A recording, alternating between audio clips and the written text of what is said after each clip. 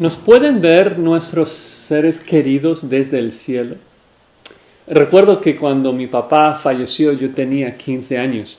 Estaba tremendamente afectado por la idea de que él ahora veía todo lo que hacía. Ahora, obvio, lo que debía darme temor no era eso, sino de que Dios me estaba viendo. Pero un pastor me lo había explicado así, de que nuestros seres queridos nos ven y me afectó mucho. Me pregunto, ¿esta idea es bíblica? ¿Dónde nace esa idea? Bueno, realmente el texto más común que se usa para probar esto se encuentra en Hebreos 12, versículo 1. Así que lo veamos en su contexto. Dice, por tanto nosotros también, teniendo en derredor nuestro tan grande nube de testigos, despojémonos de todo peso y del pecado que nos asedia y corramos con paciencia la carrera que tenemos por delante. Entonces algunos dicen que la vida cristiana es una carrera y hay un estadio con espectadores que nos están viendo. Y esos espectadores son nuestros seres queridos, otros cristianos que ya han fallecido. Claro que hay algunos otros pasajes que se usa como un apocalipsis cuando los mártires claman ¿hasta cuándo? ¿Hasta cuándo? Y dicen que entonces la gente en el cielo sabe lo que está pasando acá, que un poco también fuera el contexto porque los mártires simplemente saben que Dios no ha juzgado todavía.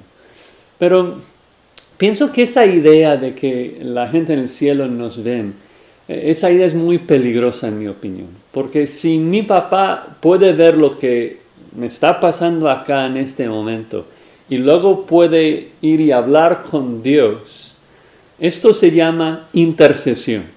Y hay un solo mediador entre Dios y los hombres, Jesucristo hombre, 1 Timoteo 2:5. Entonces, necesitamos observar un poco más lo que está diciendo Hebreos 12:1. Primero, observemos de que la palabra que usa no es espectador, sino testigo. No dice que nos están viendo, dice que nos está hablando, están dando testimonio. Dices, pero ¿cómo? O sea, ¿quiénes? Y ahí es donde la palabra por tanto es tan importante, ¿no? Hay un contexto, el contexto del capítulo 11. ¿De qué se trata Hebreos 11? Bueno, es un capítulo que muy comúnmente se llama los héroes de la fe, porque menciona a varios hombres y la fe que tuvieron, Abel, Abraham, Moisés y otros. La pregunta es, ¿cuál es el propósito de mencionar esos hombres? Y la respuesta es porque ellos dan testimonio de que es posible perseverar con fe hasta el final. Ellos nos hablan, testifican, nos dicen, Dios es fiel, si crees en Él recibirás la victoria. Y quiero que vean eso, de que esa palabra testimonio se usa varias veces en el capítulo 11 de Hebreos. De hecho, 5 veces. Dice de que alcanzaron buen testimonio. Dice que Abel alcanzó testimonio, dando Dios testimonio. Dice que Enoc tuvo testimonio de haber agradado a Dios. Y luego el uso más importante, el contexto inmediato, la oración anterior a nuestro pasaje, en el versículo 39, dice que todos estos, aunque alcanzaron buen testimonio mediante la fe, no recibieron lo prometido. El punto es de que Dios nos habla por medio de ellos. Son testigos de que podemos vencer por medio de la fe. Si perseveramos, seremos perfeccionados juntamente con ellos. Entonces, el punto no es de que nuestros seres queridos nos ven desde el cielo. El punto es de que los cristianos que han muerto antes de nosotros nos dan testimonio desde el cielo. Nos están gritando, persevera, corre hasta el final. Y esto realmente es la exhortación del versículo 1 de Hebreos 12. Es una exhortación de correr. No dice que despojémonos de todo peso de pecado que nos asedia y corramos con paciencia, ¿no? Entonces, Obviamente la carrera, o sea, estamos corriendo a Jesús, dice, puesto los ojos en Jesús, y quisiera hablar más de esto tal vez en otra ocasión, porque es obviamente el mejor ejemplo de una fe perseverante, el mejor testigo de que se puede perseverar hasta el final es Jesucristo mismo. Pero quiero concluir enfatizando la exhortación del versículo 1. Corramos a Jesús, hermanos. Prestemos atención a los testigos y corramos. Si dices, quiero, o sea, ¿cómo lo hago bien? Bueno, obviamente la clave es, o sea, poner los ojos en Jesús, buscar ser como Él y correr todos los días hasta llegar con Él.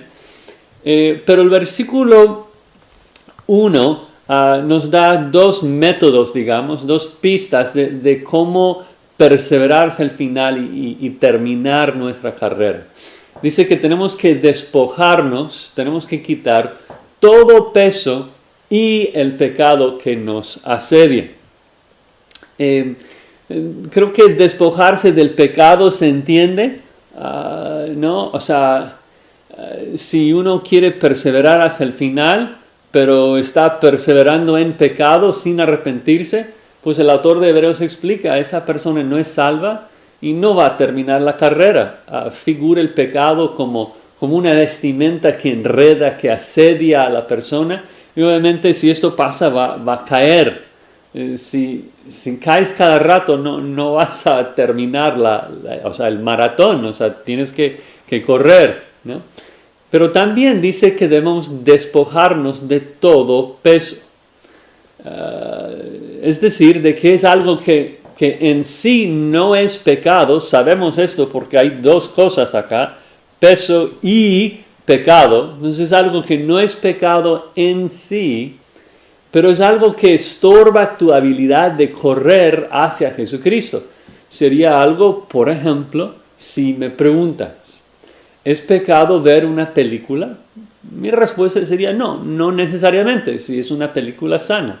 La Biblia no lo prohíbe. Pero si ves 2 películas cada día, sería como tratar de correr un maratón con una mochila llena de libros. O sea, te va a estorbar. Así que tienes el deber de despojarse de esas cosas y correr a Jesús, ¿no? Vale la pena hacerlo, ¿no?